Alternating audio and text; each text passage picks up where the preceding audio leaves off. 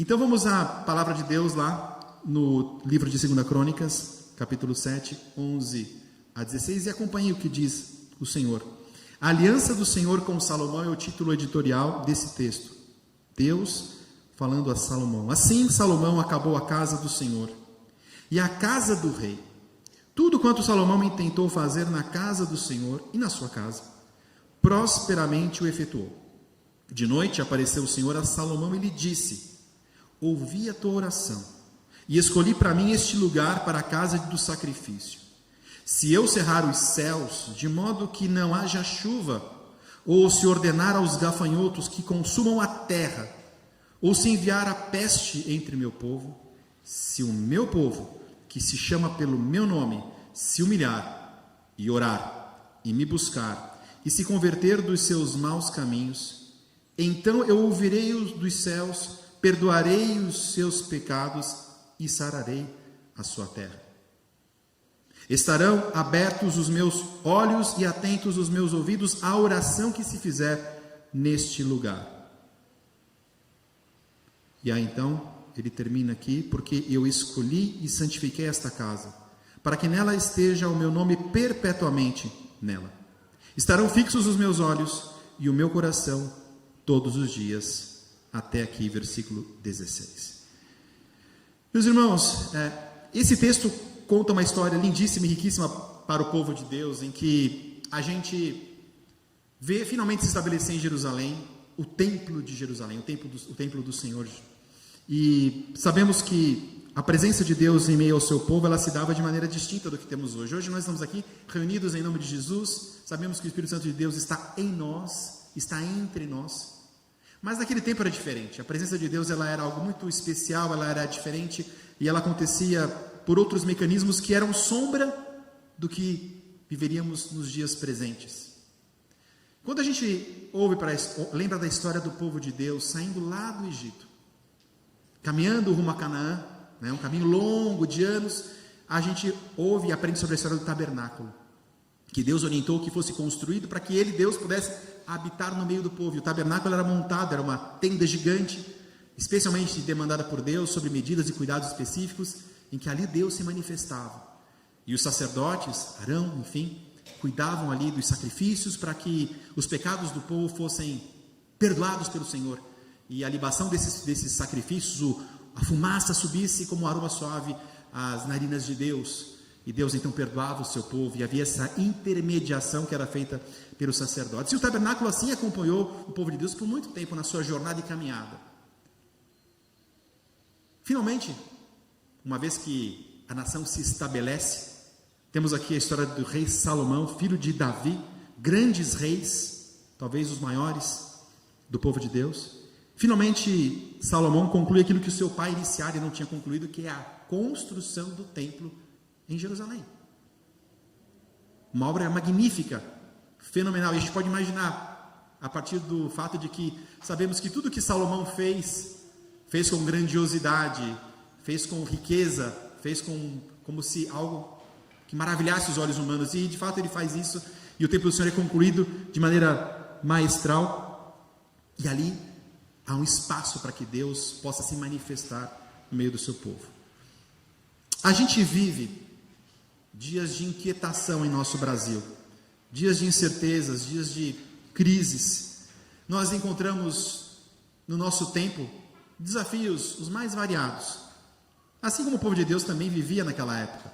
São diferentes? São, mas também eram desafios importantes. No nosso caso aqui, fazendo paralelos, eu vou fazer esses paralelos algumas vezes, nós vivemos desafios econômicos no nosso país, desafios sociais, políticos, espirituais. Principalmente, talvez, por conta destes problemas espirituais, tenhamos todos os outros. E muitos podem se perguntar: onde está Deus? Onde está, afinal de contas, Deus? Por que tantas dificuldades? O povo de Deus, aqui voltando então à crônica, sabia onde estava Deus. Ele estava no seu templo. Ali era o lugar onde Deus se manifestava. No presente tempo e no nosso tempo, sabemos que não é assim. Deus está em todos os lugares, não há uma limitação física nem entre quatro paredes para restringir a ação de Deus, mas ali o povo via e sentia essa materialidade, essa presença a partir do próprio templo do Senhor. A palavra então do Senhor aqui em 2 Crônicas, ela nos conduz a uma resposta clara e atemporal a respeito dessas perguntas que eu fiz. Onde está Deus? Por que tantas dificuldades? E Deus, no texto que lemos aqui de 2 Crônicas, ele vai se revelar ao rei Salomão e vai estabelecer com ele princípios eternos para qualquer nação que deseja experimentar a restauração, a paz e a prosperidade.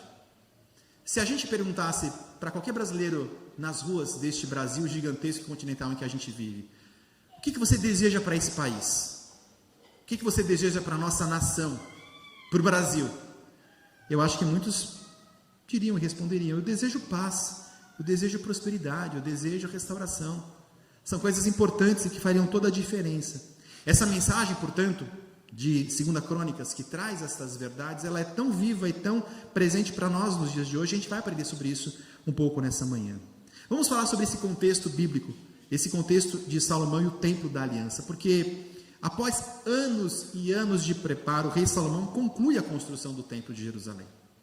Um templo que, segundo os historiadores, ele foi edificado exatamente no local onde, muito tempo antes, Abraão quase sacrificou o seu filho Isaque. Lembram-se da história de Isaque, que Deus pede um sacrifício e o sacrifício seria Isaque. E quando Abraão estava pronto a cumprir e mostrar-se fidelíssimo a Deus, cumprindo aquilo que talvez estivesse ali lutando contra si mesmo, porque Deus havia prometido a Abraão uma geração, herdeiros, e o seu único filho tinha sido pedido por Deus. E naquele monte em que ele sobe sozinho com Isaque, quando ele se prepara para executar o sacrifício, Deus diz: não, pare, porque nunca foi a intenção do Senhor que Abraão matasse Isaque. Isaque estava sendo submetido a um teste, talvez o mais profundo dos testes e radicais testes. E ali Deus viu que Abraão era fiel a ele. E aquela promessa que ele já havia feito para Abraão, ela se cumpriria, porque Isaque não morreria, não seria morto. E uma grande geração nasce a partir de Abraão. E aqui estamos nós, como geração espiritual daquele povo que nascia ali. Então o templo de Jerusalém é construído nessa mesma localidade, e ele simbolizava, como sabemos, a presença de Deus no meio do povo. Foi um momento histórico, foi um momento glorioso, o povo ansiava por isso, o povo esperava por isso. Era um evento que marcava algo de novo para aquela nação que nascia, que crescia, que se formava. Finalmente Deus estaria com o seu templo no meio do povo, um templo físico, grandioso, que manifestasse de alguma maneira a sua glória. E a glória do Senhor, de fato, enchia o templo e o santuário, como o texto diz e aqui lemos. Então Deus aparece a Salomão em um sonho e lhe entrega uma promessa, que é o que diz a palavra de Deus, mas lhe entrega uma promessa condicional. Olha só o versículo 14 do texto que nós lemos. O Senhor diz assim a Salomão: se o meu povo, que se chama pelo meu nome, se humilhar e orar e me buscar e se converter dos meus caminhos, então eu ouvirei dos céus, perdoarei os seus pecados e sararei a sua terra. Essa é uma promessa condicional que Deus faz a Salomão. O texto é conhecidíssimo, né? Quem é que já não lembra desse texto? E muitas vezes a gente nem associa o texto ao seu contexto. A gente lembra do texto, a gente canta esse texto, existem hinos que falam desse texto, mas muitas vezes a gente não associa o texto ao evento em si, que é a finalização da construção do templo de Jerusalém. A construção de um templo onde Deus se manifestaria, onde a glória de Deus encheria aquele espaço, onde finalmente haveria uma conexão entre o povo e Deus. Percebem? Aqui a importância e como faz mais sentido agora a gente ouvir essa palavra, ouvir esse versículo e essa promessa condicionada que Deus faz a Salomão. Esse povo era dele, se chamava pelo seu nome, mas haviam condições para que as coisas dessem certo. Ok, Salomão, que maravilha, você fez grandes coisas, você impressionou os homens com a sua riqueza, grandiosidade, sabedoria e entendimento. Mas, caro Salomão, isso não basta. Se. E a gente costuma dizer, né? Especialmente os homens que gostam de futebol, que no futebol, se o jogador tivesse chutado a bola, se o zagueiro tivesse cabeçado para fora, se o goleiro tivesse... A história do se, né? A condicionante. E aqui o Senhor diz: se vocês fizerem algumas coisas, então esse povo prosperará. Se vocês se humilharem, se vocês orarem, se me buscarem, se converterem dos seus maus caminhos, então eu ouvirei a voz de vocês. Haviam condicionantes para esses requisitos ou essas colocações que Deus faz. Feliz é a nação cujo Deus é o Senhor. E como podemos ser esta nação? Feliz, cujo Deus é o Senhor, se fizermos algumas coisas. E se vivermos em conformidade com a vontade e o querer de Deus em muitos aspectos. Aplicando essas lições que Salomão ouve do Senhor em um sonho. E é interessante, né, irmãos, a gente pensar, e vocês, todos nós aqui, talvez já tenhamos vivenciado isso de alguma maneira, quando concluímos uma grande obra. Estamos felizes porque conseguimos concluí-la. Quando a gente conquista alguma coisa muito grandiosa na nossa vida, importante para nós, e a gente fala: nossa, consegui, que alegria, que felicidade, que estado de contemplação, de realização. E aí então vem Deus e diz: olha, não é bem assim. Você precisa pensar algo mais. Algo mais precisa acontecer para que tudo isso faça sentido. E é o que Deus está aqui fazendo com Salomão, alertando a respeito dessas condicionantes para que aquele povo que ele governava, que era povo de Deus, pudesse viver em paz e prosperar.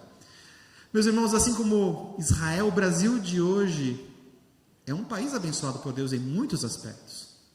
Quando a gente olha para o Brasil e a gente olha para o mapa mundi e a gente vê o tamanho do Brasil, geograficamente falando, ou quando a gente pensa em quão rica é essa nação em termos de recursos naturais, talentos humanos, diversidade, pensando no povo brasileiro, essa miscigenação que encanta povos de outros lugares e nações, porque todos dizem: nossa, os brasileiros são muito diferentes e ao mesmo tempo são encantadores, porque produziu-se aqui um povo distinto.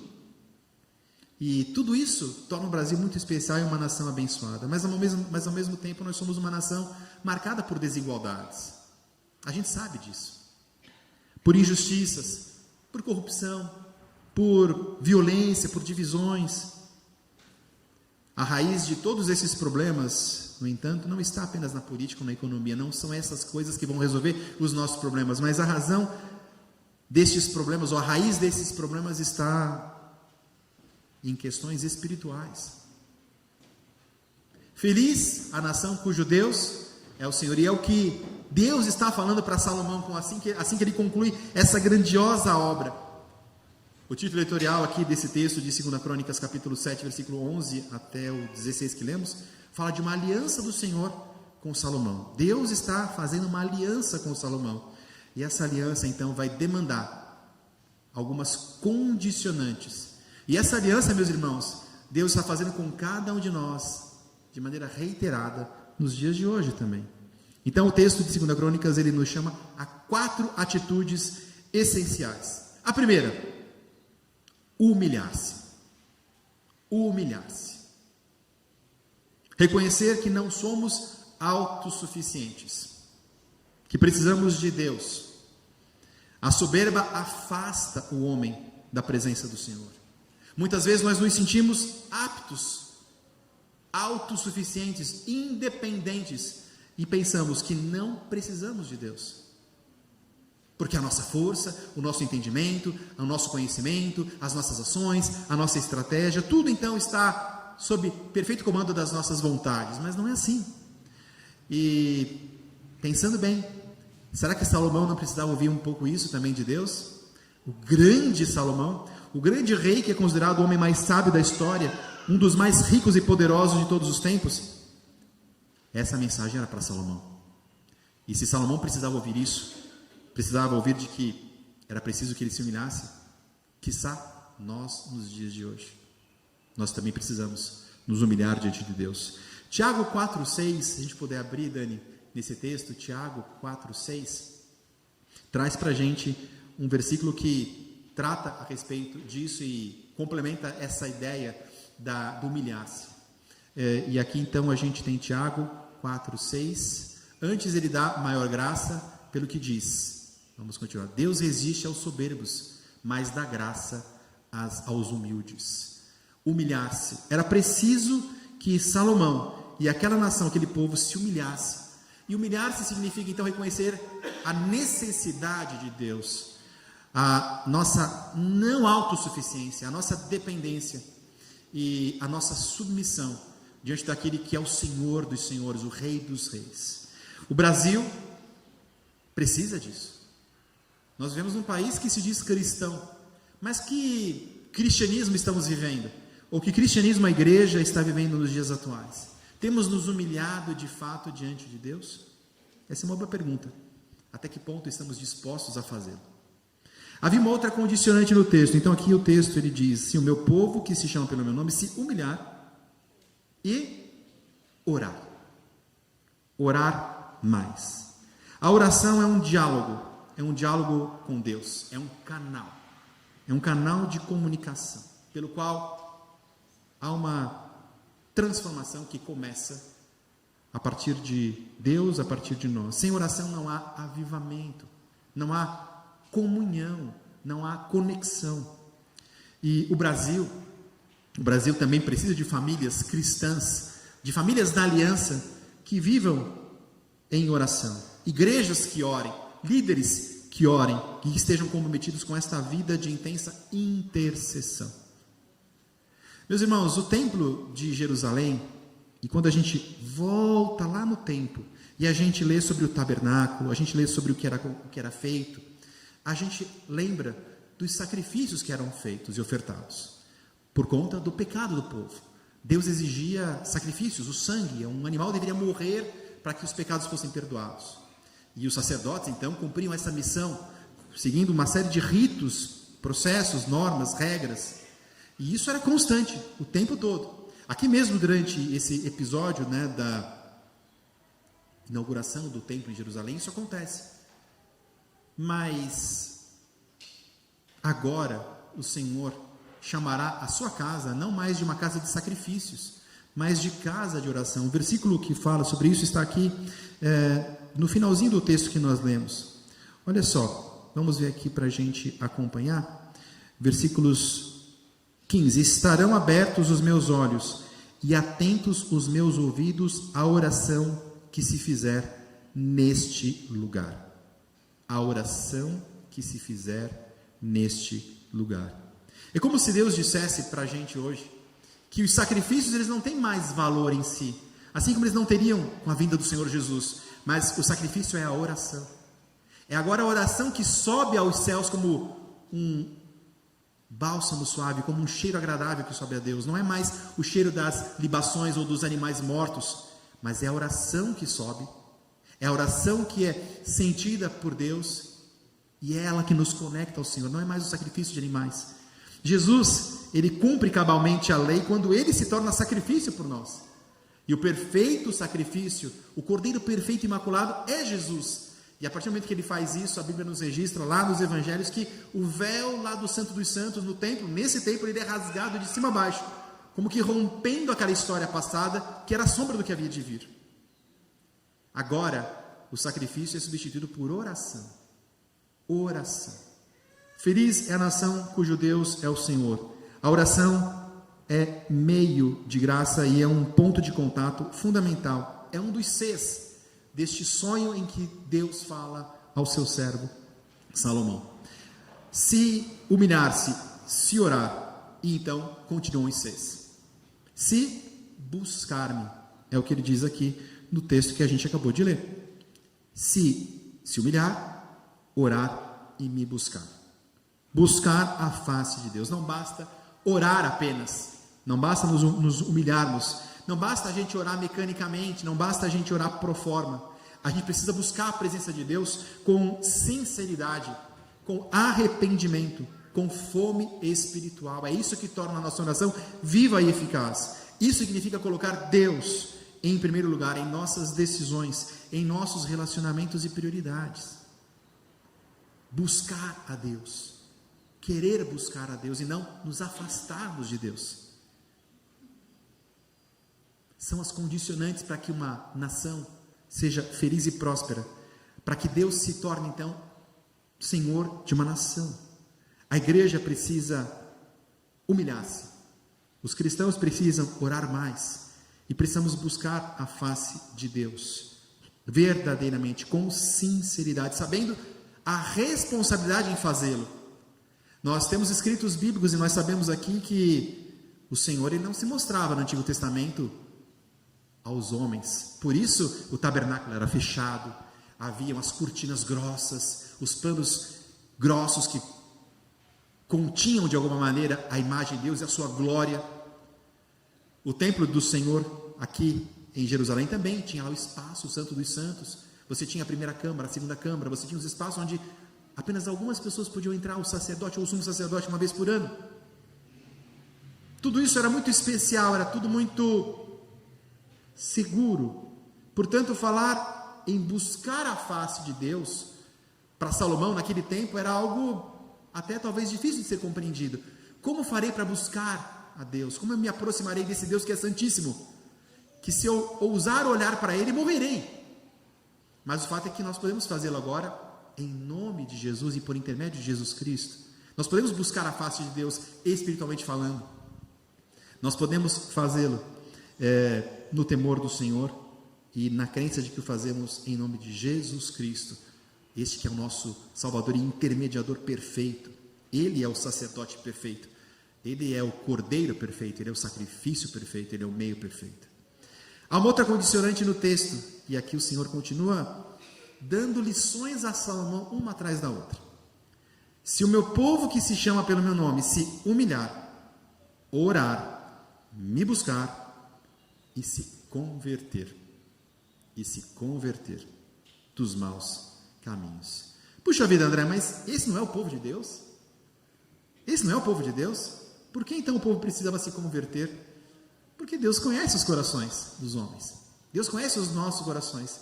Deus sabe que somos pecadores, somos imperfeitos. Deus sabe que temos muitos deuses, muitas vezes, escondidos dentro do nosso coração. Deus conhece cada um de nós. E é necessário, muitas vezes, que nós, ainda que crentes no Senhor Jesus, tendo um dia confessado que o aceitamos como Senhor e Salvador de nossas vidas, que constantemente estejamos atentos a não permitir que essa conversão seja atacada.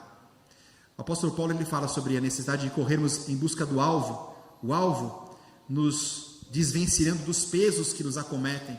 Ele usa muito a figura do soldado, do corredor, do atleta, e o atleta quando ele corre rumo ao alvo, quando ele corre rumo ao gol, quando ele corre rumo à fita de chegada, ele está correndo, e o apóstolo Paulo diz, né, que o pecado ele nos assedia constantemente. É como se criasse amarras que prendem os nossos pés nessa corrida, nessa jornada no caminho para a glória e para a presença de Deus. Portanto, é necessário que sim, estejamos sempre atentos e com o coração convertido. Não é apenas sentir remorso por aquilo que fizemos, mas é mudarmos de direção. Não é possível que um cristão que se encontra com Cristo um dia não tenha a sua vida transformada. É impossível que isso aconteça. Se um cristão um dia se encontra com Jesus, ou alguém se encontra com Jesus e diz, eu tive um encontro com o Senhor Jesus, e a sua vida não é transformada, não há mudança, algo não aconteceu de fato. Então, da corrupção para a integridade, da violência para a paz, da idolatria agora para a adoração verdadeira, da desobediência para a obediência. Há uma transformação, há uma conversão, há uma mudança de direção, e esse é o sentido então aqui da palavra converter-se, é mudarmos de direção, e nós precisamos constantemente fazê-lo. Somente quando o povo de Deus abandona os caminhos da desobediência é que o perdão ele pode nos acessar, pode nos curar, pode enfim vir sobre uma inteira nação. Meus irmãos, muitas vezes e eu falo de mim mesmo, eu oro por mim, pela minha esposa, pela Dani, pelos meus filhos, pela igreja, pelos meus pais. Poucas vezes eu oro pela nação. pelo país. E nós precisamos interceder pelo nosso país, mais do que nunca. Nós precisamos interceder, porque Deus, Ele pode sim fazer a nossa nação feliz, se Ele for o Senhor desta nação. Pensando então no Brasil e pensando nas promessas para o Brasil, qual é a boa notícia? Qual é a boa notícia que nós podemos dar neste dia 7 de setembro de 2025? A boa notícia é que Deus não mudou. Deus não mudou. Ele não muda. A mesma promessa feita a Salomão continua válida. Ele ainda hoje ouve, Ele perdoa, Ele sara. O Brasil pode sim experimentar uma nova história, se o seu povo responder ao chamado divino. 2 Crônicas, capítulo 7, versículo 15, que nós aqui lemos, eu vou ler novamente, ele diz então, assim, concluindo, o sonho que Salomão teve. Diz o Senhor a Salomão: estarão abertos os meus ouvidos e atentos os meus ouvidos à oração que se fizer neste lugar. Deus está falando para Salomão e Deus está falando para cada um de nós hoje aqui, neste dia 7 de setembro. Os ouvidos de Deus estão abertos, estão atentos à oração feita neste lugar. Cremos nisso? Glória a Deus. Que façamos assim, que vivamos assim. Isso significa que quando a igreja se posiciona, quando a igreja ela de fato assume a sua posição e ela compreende essa realidade, é como se o céu se movesse. A transformação de uma nação não começa no Palácio do Planalto, nem no STF, nem no Congresso Nacional. A transformação de uma nação ela começa no altar de cada lar, de cada um de nós, no joelho de cada cristão dobrado. É aí que começa a transformação da nossa nação. Olhando para a história de Salomão e para a palavra de Deus, percebemos que a solução para tempos difíceis, tempos que vivemos hoje, não está em homens. Olha a lição para nós, né? O brasileiro sempre buscando um salvador da pátria, quando o salvador da pátria é um só, o Senhor Jesus. A salvação ou a solução do Brasil não está em nenhum homem, mas no Senhor. O Brasil precisa de um povo que se humilhe, que ore e que busque o Senhor e se converta. Cada um de nós deve ser um agente de transformação. A Bíblia nos ensina que somos sal e luz. Como cristãos, nós somos embaixadores de Cristo nesse mundo. Se podemos falar de um 7 de setembro e da nossa cidadania brasileira, nós não podemos jamais nos esquecer da nossa cidadania celestial, espiritual. Antes de tudo, nós somos filhos de Deus e pertencemos a uma outra nação. Uma nação que transcende tempo, espaço, fronteiras e limites. Nós somos filhos do Senhor. Nós somos irmãos de Jesus. Somos este povo escolhido por Ele, que foi então tornado sacerdócio real, nação santa, povo escolhido. Nós somos este povo. Feliz a nação cujo Deus é o Senhor. Salmo 33, 12 também fala sobre isso. Caminhando já para uma conclusão aqui, meus irmãos. Nós precisamos entender então que essa realidade que nos cerca, a da cidadania espiritual, é uma realidade muito maior que a terrena. A gente vive tempos em que muitos, têm dupla cidadania. A gente conversando com os irmãos, alguns têm cidadania italiana, espanhola, portuguesa, com certeza, não é? E aí nós nos orgulhamos muitas vezes, de que, olha, tem um outro passaporte aqui, caso alguma coisa dê errado, não é? Mas o fato é que a mais importante cidadania que existe é a eterna, é a celestial, é aquela que está nos céus, é a cidadania de estarmos e pertencemos ao povo de Deus. Essa cidadania não pode ser tirada de nós, em hipótese alguma. Ela não tem validade, ela é eterna, porque o Senhor a garantiu para cada um de nós. Quando compreendemos a aliança de Deus por meio de Cristo, então ganhamos uma nova identidade. Compreendemos quem somos de fato. Nós somos filhos e filhas de um outro reino, o reino de Deus. A nossa cidadania principal não é a brasileira, não é a italiana, não é a portuguesa, com certeza, não é a espanhola. A nossa cidadania principal é a dos céus, e essa ninguém pode invalidar. Glória a Deus por isso. Amém. A nossa cidadania, porém, está nos céus, de onde esperamos ansiosamente o Salvador. Vamos abrir lá em Filipenses 3:20. A Dani vai colocar para a gente. Filipenses 3:20. Olha só o que diz esse texto. Pois a nossa pátria está nos céus. Continuando. De onde também aguardamos o Salvador, o Senhor Jesus Cristo. E aí mais um pouquinho. O qual transformará o nosso corpo de humilhação para ser igual ao corpo da sua glória. Essa é a promessa que nós temos. Essa é a nossa verdadeira cidadania. Isso significa, meus irmãos, de fato, que nós aqui somos como que embaixadores de Cristo nesse tempo. Nesta terra, neste país onde habitamos.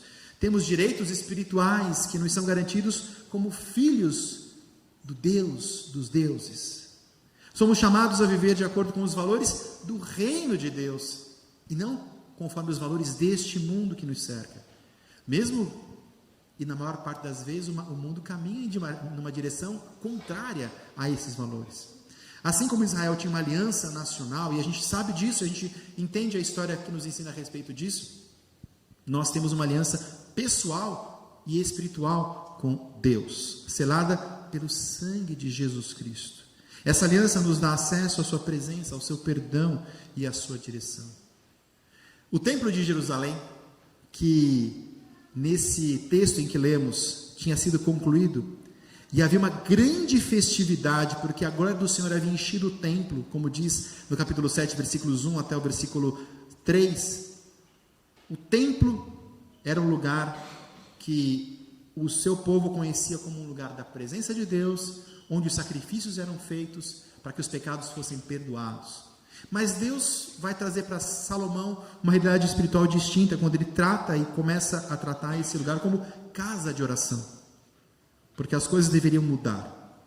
E quando a gente viaja no tempo e a gente pula lá para Marcos, vamos para o Evangelho de Marcos, capítulo 11, Marcos capítulo 11, nós temos aquele clássico texto, né, em que Jesus, ele purifica o templo de Jerusalém. Jesus purifica o templo. Esse templo de Salomão é o mesmo templo de Jesus nesse texto de Marcos. E olha o que acontece, Jesus vai ao templo e lá ele se depara com uma situação que não foi agradável. Ele vê pessoas vendendo, comprando, vê aquele templo onde a glória do Senhor havia se manifestado, sendo como que usado de maneira indevida, pessoas negociando, pessoas roubando, furtando, usando e explorando a fé. E aí, então Jesus repreende a todos no versículo 17, dizendo assim: também os ensinava e dizia, não está escrito? A minha casa será chamada casa de oração para todas as nações. Vós, porém, a tendes transformado em covil de salteadores. Jesus volta ao templo e diz: este lugar era para ser uma casa de oração. Casa de oração. Salomão não sabia o que ia acontecer, né? Não tinha ideia, mas o Senhor Deus já estava avisando das necessidades que eram absolutamente necessárias, prementes, para que o povo seguisse a Deus verdadeiramente. Os tais Cs. Se humilhar, se converter, se orar, se me buscar. Feliz é a nação cujo Deus é o Senhor. E esse é um alerta para nós nos dias de hoje. Nós vivemos um tempo novo em que podemos ter todo esse conhecimento anterior à nossa disposição. Podemos praticar um cristianismo autêntico, verdadeiro, porque já nos foi explicado e dado tanto a saber. E talvez por isso a nossa responsabilidade seja ainda maior diante dos homens e diante de Deus. Que Deus abençoe a nossa nação nesse 7 de setembro. E que Deus abençoe essa nação a partir de cada um de nós, seus filhos. Nós somos cidadãos brasileiros? Somos. Mas não somos apenas isso. Nós somos cidadãos dos céus. E por isso nós temos uma responsabilidade que transcende os deveres civis, materiais e limitados no tempo. Nós temos deveres eternos com os quais nós devemos lidar.